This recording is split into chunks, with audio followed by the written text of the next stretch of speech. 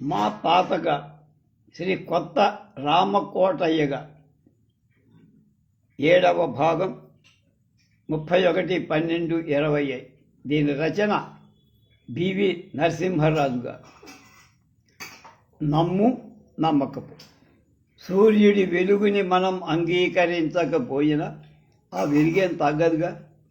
ఆయన మనలో నిద్రిస్తున్న చేతనాన్ని మేల్కొల్పక మానడుగా.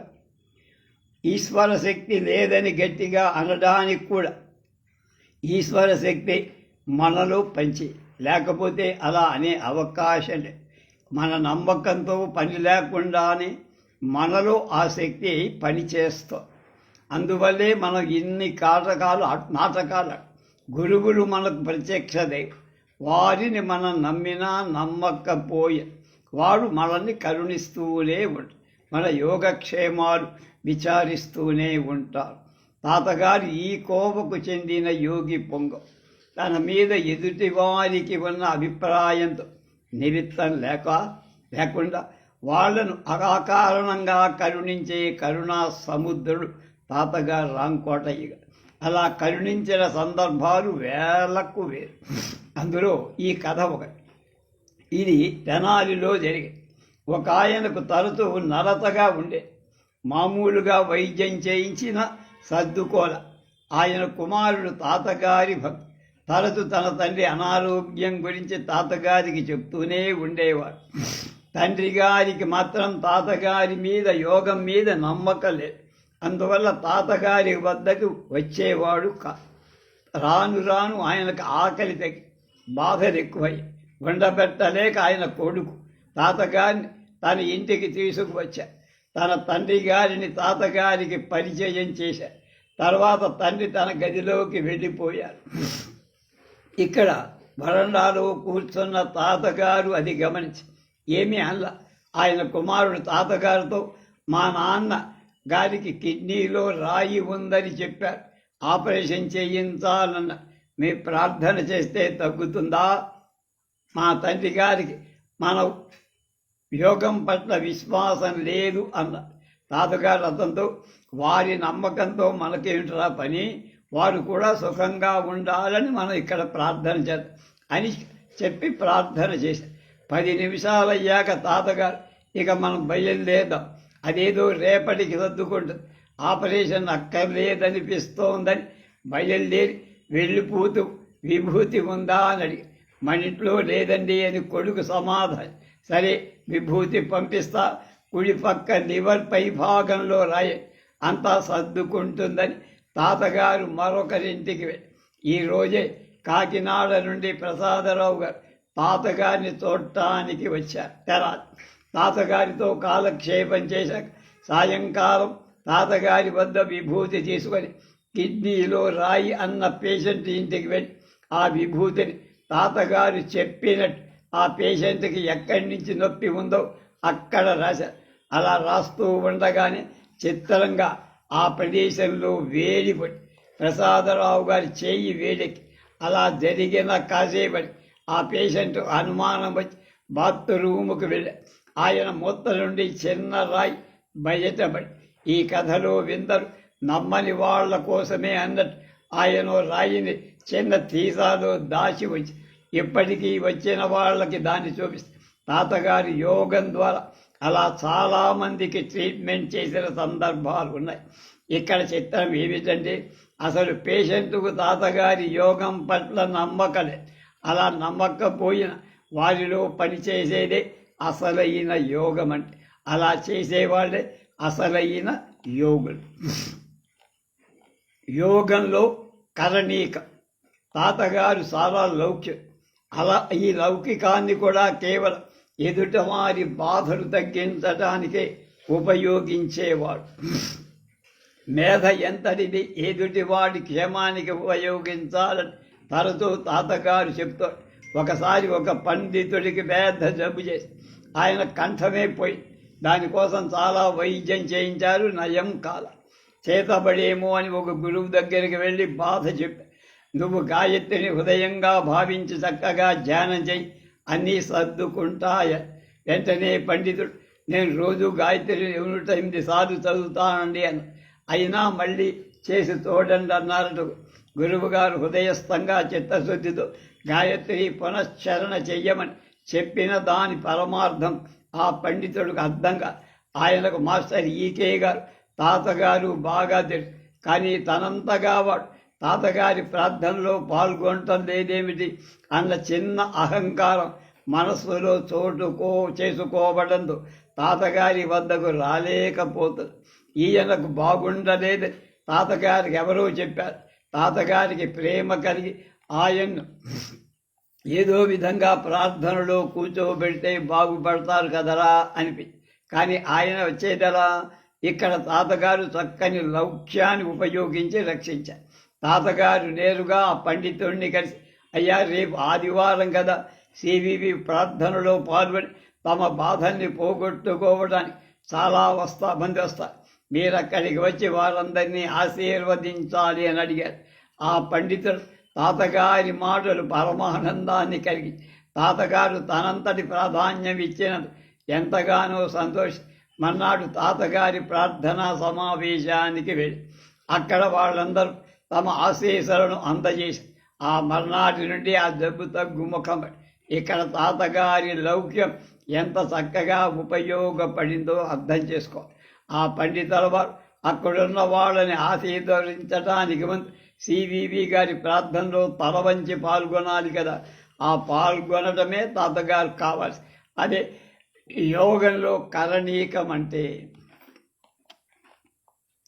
బుక్ చదివితే లుక్ మారి. తాతగారు అరవిందుల వారి సావిత్రిని ఆంధ్రానువాదం చేస్తున్న రోజులు. గహనాతి గహనమైన అరవిందుల వారి సావిత్రి ప్రభాకర శాస్త్రి గారి దివ్యాశేశ్వరతో అలవోక అతి సులభ శైలిలో అనువాదం చేస్తున్నారు రామ్ కోటయ్య. అరవిందుల వారి సావిత్రంటే ఆంగ్ల పండితులకే కొరుకు పడని గ్రంథం. పెద్ద పెద్ద పండితులు కూడా దాన్ని తిన్నగా అర్థం చేసుకోలేకపోయి శార్వరి అని ఆయన చాలా చక్కని భాషలో సులభంగా అందరికీ అర్థమయ్యేట్టు రాశారు. అలాంటి గ్రంథాన్ని ఆంగ్లం కొద్దిగా తెలిసిన తాతగారు అనువదించడం పరమ ఆశ్చర్యకర విషయం. దీనికి వారి గురువుల అనుమతి అనుగ్రహం ఉండటమే. ఈకే గారు ఇది మీరు చదవటమే కాదు దీన్ని మీరు అనువదిస్తారు కూడా అని ఎక్కిరాల కృష్ణమాచార్యులు గారు అని తాతగారి చేతికిచ్చి పెద్దలకే కొనుక్కుపడని ఈ గ్రంథరాలు తనకు అర్థమవుతుందా అని శాస్త్రులకు తాతగారు సందేహిస్తుండగా, సందేహమక్కల్లా ఇది శాస్త్రుల వారు చెప్తున్నారు తీసుకోండి అన్నారు. ఈ తాతగారు ఓకే అని సావిత్రిని తీసుకొని ఆ రాత్రే చదవటం ప్రారంభిస్తే ఏమీ అర్థం కాక అంత గజిబిజిగా అయోమయంగా వెంటనే పుస్తకాన్ని మూసి కళ్ళు మూసి, అయ్యా శాస్త్రీజీ ఈ గ్రంథం నాకు అర్థం కావటం లేదండి అని ప్రార్థన. వెంటనే శాస్త్రి గారు కనబడి ఇలా పుస్తకాన్ని చదివే తీరు ఉంటుందయ్యా రంకొడయ్య. ఆ సావిత్రిని ఋషుల వేదాన్ని దర్శించినట్టుగా దర్శించ. మామూలు గ్రంథాలు చదివినట్టు చదవకూడదయ్యా. అలాగే కవి చెప్పే వెనకాల ఉన్న వేదార్థాన్ని గ్రహించగలగాలి అన్నారు. అలా చూడటం నాకు ఎలా సాధ్యమండి అన్నారు తాత. ఆ దృష్టి కూడా నేనే నీకు ఇస్తా, ఇక చదువుని శాస్త్రి గారు వెళ్ళిపోయారు. అప్పటి నుంచి తాతగారి గ్రంథం చదువుతున్నప్పుడు ఒక పక్క సావిత్రి దివ్య దర్శనం, మరో పక్క సరళ భాషలో అనువాదం రెండూ ఏకధాటిగా సాగాయి. సావిత్రి దివ్య దర్శనంతో తనలో కలిగిన దివ్యానుభవాలు, ఆ దివ్య ప్రభల సౌందర్యాన్ని గురించి తాతగారే చెప్పాలి. అలా జరుగుతున్న రోజులో ఒక ఆయన తాత్రిగా తాతగారి దగ్గరికి వచ్చి తన అనారోగ్యాన్ని గురించి చెప్పుగా వెంటనే తాతగారు తాను అనువదిస్తున్న సావిత్రి గ్రంథాన్ని ఇచ్చి శుద్ధప్రతి తయారు చెయ్యం. ఆయన అది అందుకొని ముందు గ్రంథాన్ని చదవటం ప్రారంభించిన కొద్ది గంటలకే తనలో నిద్రాణంగా ఉన్న ప్రాణశక్తి చైతన్యవంతమై తిరగటం ప్రారంభమై అప్రయత్నంగా తనలో ఉన్న రుగ్మత లొంగుబాటు కావటం, అంతేకాక తనలో కదలవలసినటువంటి కరగవలసినవి కూడా కరగడం, లోకం పట్ల అంతకు ముందున హేయ భావం మారటం జరిగాయి. గ్రంథాన్ని చదువుతున్న తనలో ముడిపడి ఉన్న గ్రంథులు ఒక్కొక్కటి విడివడటం మొదటి. ఇంకా కొన్ని రోజుల్లో అడుగు పెట్టడం జరిగింది. స్వస్థమై అంటే మధ్యలో వచ్చిన రోగం పోయి యోగం కలిగి తర్వాత తాతగారి దగ్గరకు వచ్చి తనలో కలిగిన మార్పును గురించి ఉచ్చరించి చెప్పి, మీరిచ్చిన పుస్తకం చదివిన తరువాత లోకం పట్ల నా దృష్టి మారిపోయింది. నా జీవితానికి విలువైన ఒక వెలుగుబాట శాశ్వతమైన విధానంలో కనిపించింది. నా జీవితం ధన్యమైందండి అన్నారట. అమ్మ ఒడి నుండి బడికి. ఇది ఒక విచిత్ర కథ. ఓ కథ చిత్రం కాదు. ఓ కథ చిత్రం కాదు. అసలు తాతగారి కథలన్నీ విచిత్రం. తాతగారు మా ఇంటికి వచ్చిన సాయంకాలం ప్రార్థన అయ్యాక అందరికీ ప్రసాదాలు పంచిపెడతారు. సాధారణంగా అలా చేస్తున్న తాతగారికి గాయత్రి మంత్రం ఉచ్చరించడం అలాగే మహామంత్రాన్ని చదువుతూ పంచదార ఇస్తూ ఉండగా ఒక ఆయన తాతగారికి ఏదో విషయం చెప్పుకుందామని వచ్చి చూసి, అరే ప్రేయర్ అయిపోయిందా, మా పిల్ల గురించి చెబుదామనుకున్నానని నిరాశగా మాట్లాడు. తాతగారి వద్దకు వెళ్ళి పంచదార తీసుకొని నేరుగా నా వద్దకు వచ్చి ఇలా, మా పిల్ల 6 నెలలండి ఏ కారణం లేకుండా బడికి పోవడంతో తాతగారికి చెబుతామని వచ్చా, కానీ ప్రేయర్ కాస్త అయిపోయింది, ఇప్పుడు ఎలాగండి అని నెట్టు. అప్పుడు నేను వారితో, తాతయ్య గారికి ప్రేయర్ అవ్వటం అంటూ ఉండదు. ఆయన ఉండేదే ప్రేయర్లో, అంటే ప్రార్థనలో. పరమాత్మ యొక్క దివ్య చైతన్యాన్ని ఎప్పుడూ తనలో నింపుకుంటూ పరిసరాల వాళ్ళకు నిస్వార్థంగా దాన్ని పంచి ఇవ్వటమే ఆయన నిత్యకులు. ఆయన జీవితమంతా ఆ దివ్య ప్రణాళికను అనుసరించే అందువల్ల మీరు ఆలస్యంగా ఏం రాలా, సరైన సమయానికే వచ్చారు.